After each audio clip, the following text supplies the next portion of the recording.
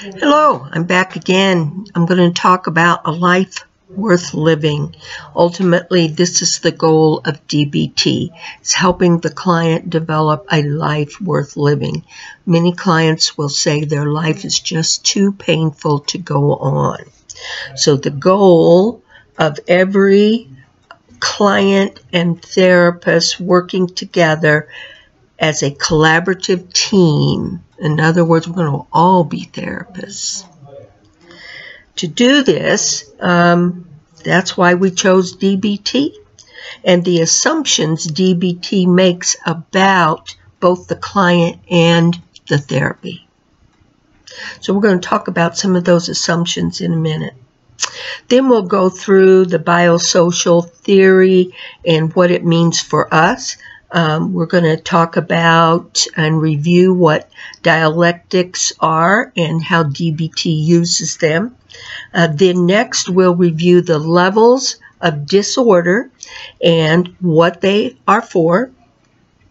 And finally, we're going to go over each of the 4 skills DBT teaches and why we teach them. So let us get started. First of all, why are we all about DBT? Well, for one thing, it has been found to be very effective with individuals who are suffering with behavior disorders, mental disorders. Everybody has certain kinds of behavioral problems, and we are going to address these in detail. The confusion limited our ability to give treatment as a team in the past because clients have particular issues and specific behaviors that cause counselors to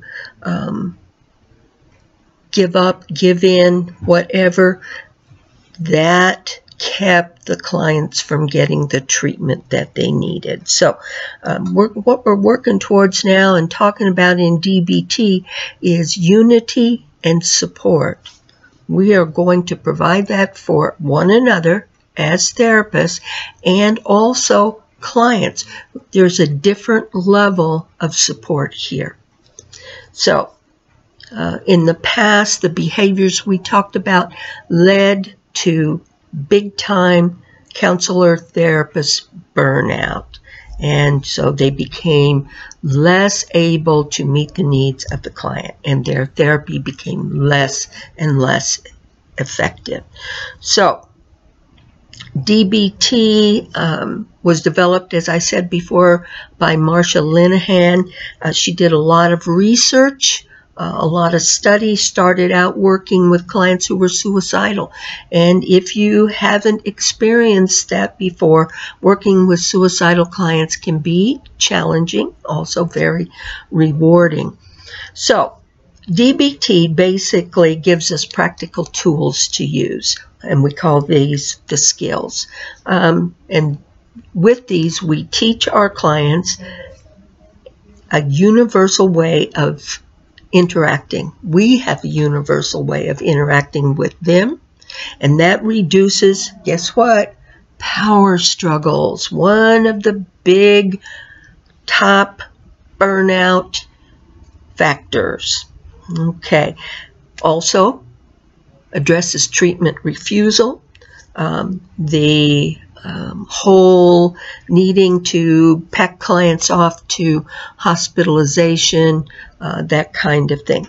So now, with the help of DBT, we have a practical, logical, common language and an understanding, as well as a plan of attack for providing clients with the best treatment. So one of the first things that I talked about was assumptions. Remember we said, what happens when we make assumptions? Well, we're going to talk about some different assumptions, not the kind that make an ass out of you and me. So it says here, one of the top things that we're going to assume is that every individual has their own set of personal values, beliefs, and perspectives. So when many different people come from many different places, sometimes it can send clients scurrying for cover because no one can agree on anything. So in DBT, here are the assumptions.